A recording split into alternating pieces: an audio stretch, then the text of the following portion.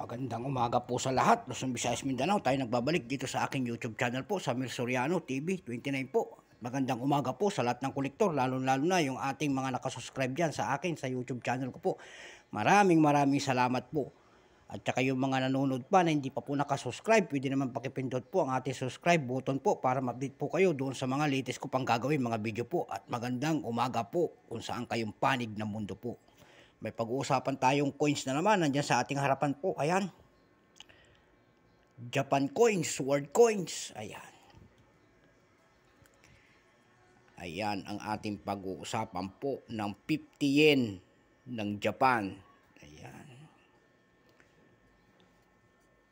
Ayan. Special shoutout ko ulit yung ating mga tropa dyan, yung naglalambing na ating kaibigan.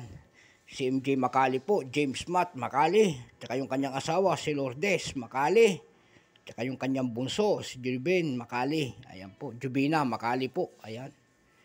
Hindi ko maintindihan ang kanyang masyadong mali yung kanyang pangalan, ayan po, magandang umaga po sa lahat.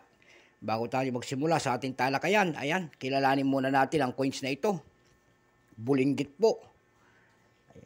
Issue Japan Emperor Sawa 1926 hanggang 1989. Ayan po. Type Standard Circulation Coins years 42-63. Ayan. Japanese calendar po. Hanggang 1967 hanggang to 1998. Ayan. Japanese calendar din pala yan. 642 at saka 63. Value 50 yen. Currency yen. 1871 up to date po. Composition copper nickel po. May bigat po itong 4 grams. May haba po naman itong 21 mm. May kapal po itong 1.7 mm. Shape round with a round hole. Ayan. Orientation middle alignment po. Number N-1026 po. Reference number Y-81 po.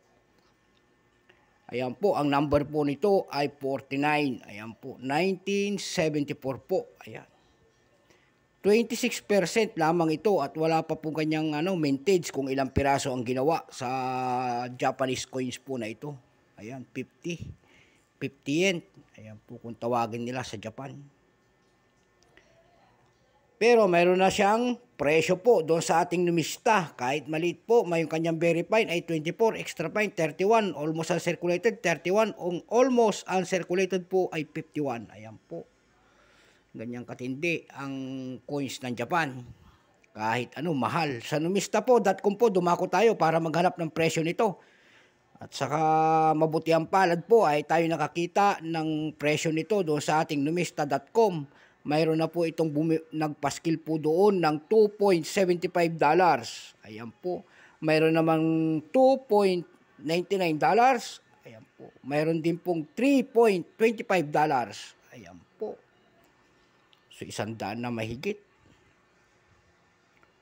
Ayan, 150. Ayan po, 200 na mahigit pala. Ayan po. Sa ebay.com naman po ako dumako ulit para makatingin ng presyo nito. At nakakita naman tayo doon ng 399 pesos at saka 337 pesos. Yung 4 piece po nito, 4 na piraso po, binibenta nila doon ng 1,988.86 pesos. Ayan po, ganyang katindi ang liit ng Japanese government na ito. Doon naman po sa Carousel PH po, dumako ako doon, nakakita ako ng presyo nito na nagbebenta doon ng 175 po at saka 300 pesos po per piece. Ayan. Sa bulinggit na 50 yen na ito. Ayan.